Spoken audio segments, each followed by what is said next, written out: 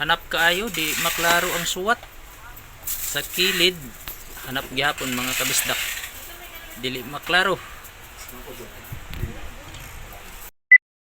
Mayroon po tayong apat na bookbind po.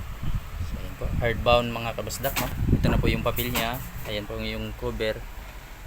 In-stamp na ni Garnix Katropa. Ginagawa mo. Ibali apat na piraso po yan. So ito mga kabisdak, hindi ko talaga i-recommend sa inyo pag ganito yung kulay ng cover, no? Tingnan nyo mga kabisdak, hindi siya masyadong kita. Pag yellow ang cover tapos gold yung sulat, di ba?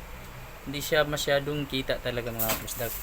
Ang maganda kasi na kulay nito sana sa letters, silver o kaya blue. Yan, babagay po siya dito sa cover natin na yellow. Yan, ganito po sana mga kabisdak.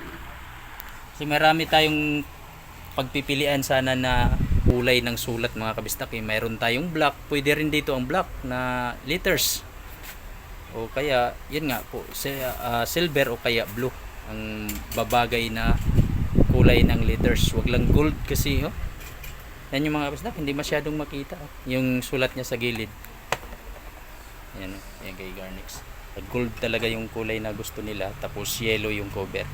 So, wala tayong magagawa niyan mga kabistak, yan po talaga ang gusto nila. So yun lang, suggest ko lang naman sana ito, marami tayong kulay na pagpipilian na babagay po dito sa cover natin na kulay yellow. So, marami tayong, may black, may silver, blue, mayroon po tayong green, gusto nila, di ba? So yan po, yan lang po ang ano namin. Garnix pa rin ang bumanat. Ano Garnix, ano masasabi mo? Anong bagay na kulay din? Silver lang mga kabisdak. Silver ang bagay. So yun nga po, silver o kaya blue, no? O kaya black. So marami na tayong ginawa na ganyan na yellow cover tapos black yung sulat o kaya silver or blue.